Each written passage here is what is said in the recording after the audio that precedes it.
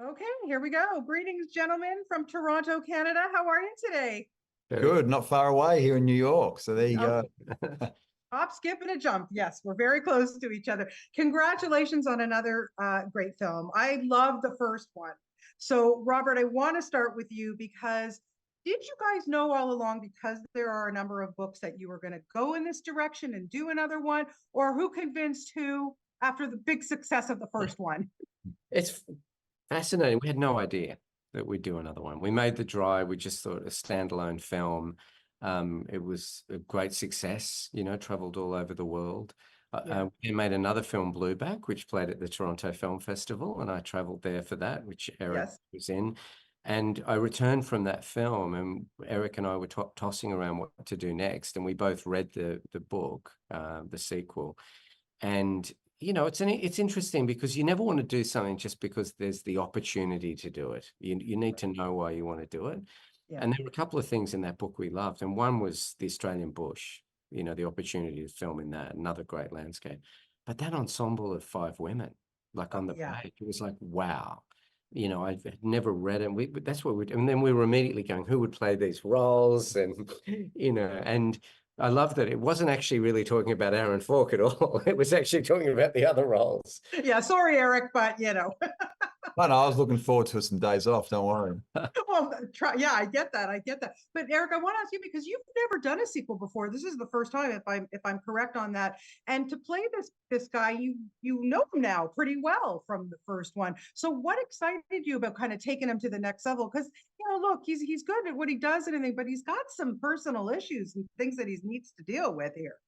Yeah, well, it felt like a cheat. I mean, I'd never done a reprisal before. I'd never done a follow-up or a sequel. So I was just, as co-producers, like the fact that we were getting that opportunity on an independent Australian film was so exciting. And we just felt so proud to be able to take another Australian film around the world. So initially, that was also a really exciting factor. But then it's like with Aaron, okay, how much time has passed? What layers can we add to him in this second story? And always the source material provides so much. Jane Harper writes so beautifully. But like Rob, we're also just we felt the premise was really strong, and a film we hadn't seen before. There's 5 women who get lost in the bush on a team building exercise. One of them's my informant, and then she goes missing amongst those 5. But we were just like, this could be great. So we treat it as a standalone film on its own. It doesn't matter if you haven't seen The Dry. It doesn't matter if you don't make a third. Like, it just has to work on its own. Yeah, and as you mentioned earlier, Robert, I love the female aspect of this, the team bonding, the women that you went with in this. Did they have some kind of team bonding experience to bond before they got into the film, or did you just threw them in the bush? We pretty much threw them in the bush. We did some rehearsals, and I got them around the table a bit, but when they were in the bush, we were filming pretty quickly. Yeah. We didn't take them out. We didn't rehearse it because it's a corporate retreat. I didn't want to overdo the stuff in the bush, because then the reality is they're playing characters who all get in a bus and head up into the bush and go out in the bush for the first time and get lost. Right. So I wanted to capture a bit of that magic.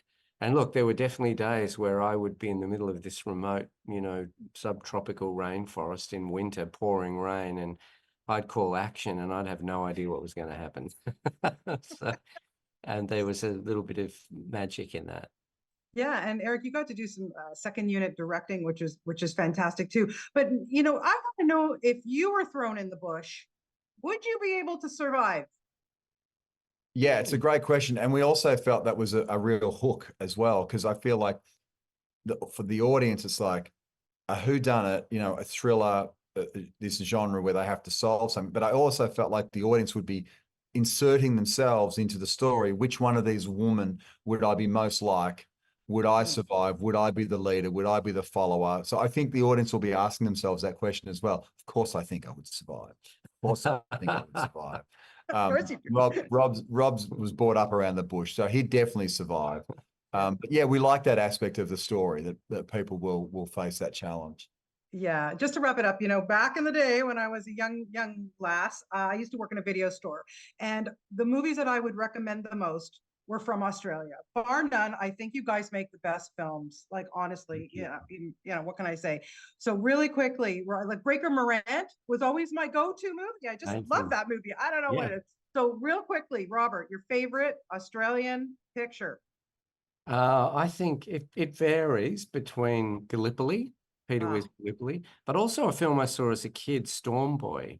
Yeah. It's a very gentle film about a child and a pelican, which really stayed with me. They may, if I revisited them, not be as powerful a film now, but they were very significant for me as a young person. Yeah, Eric, how about you? Can't be one of your own films. I would say definitely Mad Max, the first one. Oh, Yeah, as a young boy growing up, that I think it's one of the most unique character-driven films ever. I mean, it's just incredible. yeah, I hear George has done a great job with Furiosa. I'm looking forward to that too. But you guys have done a wonderful job with Drive to Force of Nature. Thank you so much for your time today. Really appreciate you. it, and have a wonderful weekend. Thank you. Thank you. Great to chat. Thank